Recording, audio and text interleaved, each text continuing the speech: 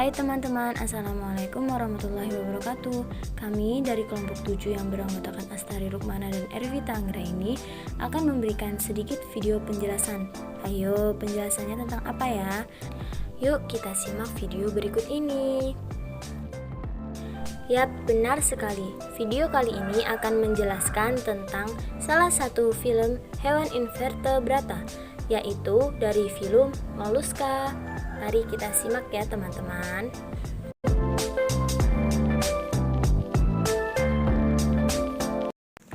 Yang pertama ada pengertian moluska. Moluska berasal dari bahasa Latin molluscus yang artinya lunak.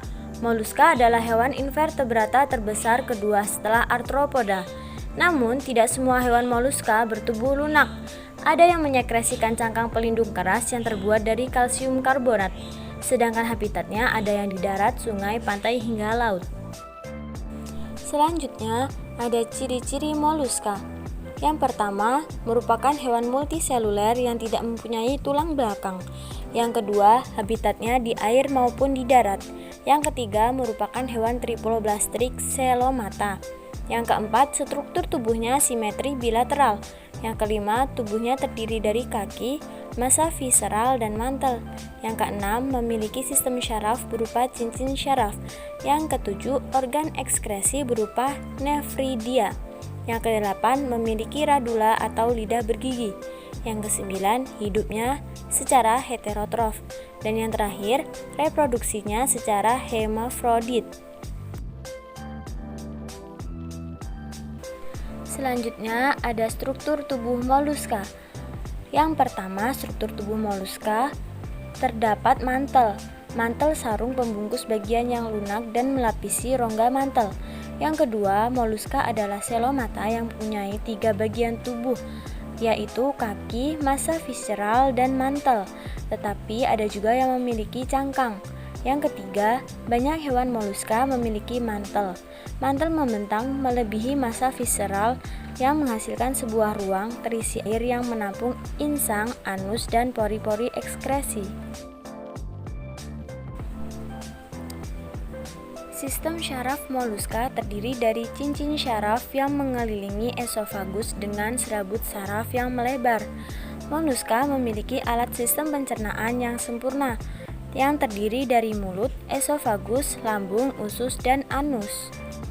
Sedangkan sistem pernapasan moluska dilakukan menggunakan insang dan paru-paru, mantel atau bagian epidermis. Alat ekskresinya berupa ginjal atau disebut nefridia. Yang terakhir ada sistem reproduksi pada moluska, umumnya terpisah, tetapi ada beberapa jenis hermafrodit dan sedikit yang protandrik, di mana sel kelamin jantan masak dan diterbar lebih dahulu sebelum sel kelamin betina masak. Yang selanjutnya ada klasifikasi moluska. Kelas yang pertama yaitu kelas gastropoda. Gastropoda ini adalah kelas moluska yang paling besar dan paling bervariasi. Habitatnya di laut, air tawar, dan air payau. Gastropoda memiliki cangkok atau rumah yang berbentuk kerucut terpilin dan bentuk tubuhnya sesuai dengan cangkoknya. Gastropoda memiliki alat gerak pada bagian ventral tubuh yang terdiri dari sebagian besar jaringan otot.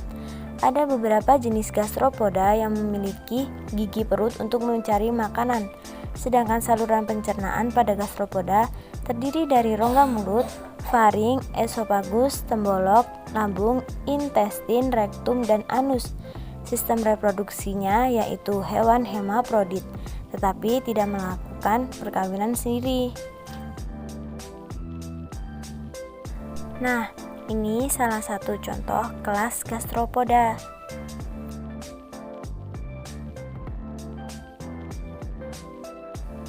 Kelas yang kedua ada kelas bivalvia.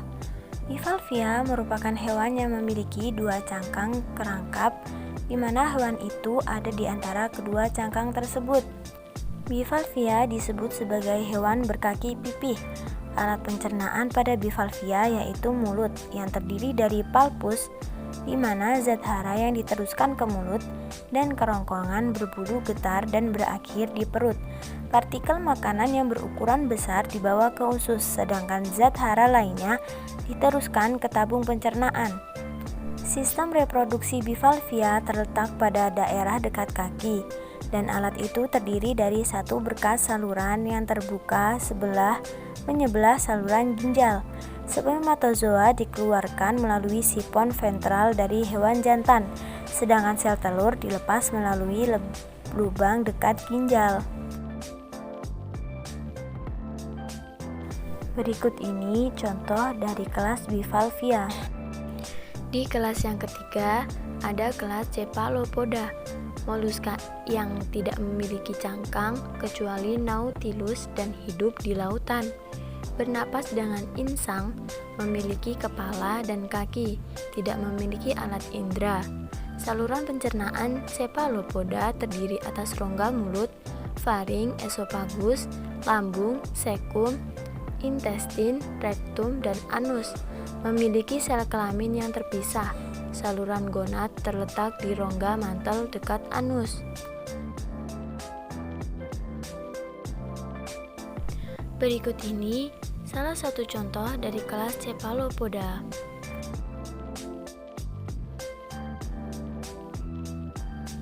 Kelas selanjutnya ada kelas Chapopoda.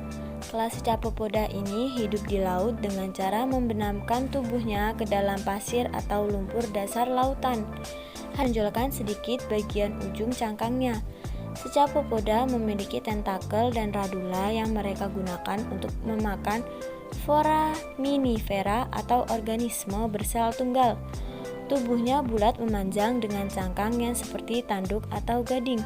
Sistem reproduksinya termasuk jenis kelamin terpisah atau disebut trochophora. Berikut ini salah satu contoh dari kelas Chapopoda. Yang kelima ada kelas Polyplacophora.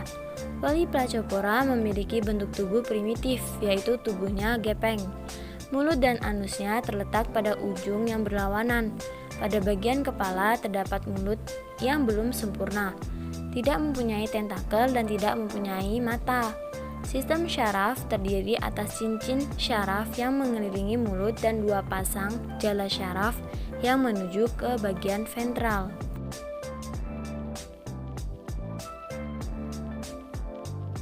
Berikut ini adalah salah satu contoh kelas Amphineura atau Polyplacophora. Selanjutnya ada materi perbandingan morfologi dan fisiologi antar kelas moluska yang dapat dilihat pada tabel berikut ini.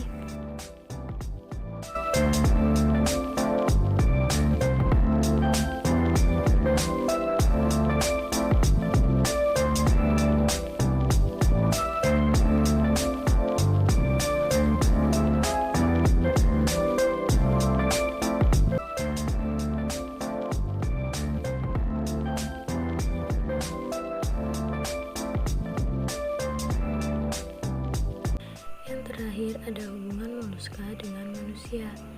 Yang pertama ada dampak positif moluska, itu bisa sebagai sumber bahan makanan. Contohnya sifut-sifutan seperti kerang, bekicot, dan lain-lain.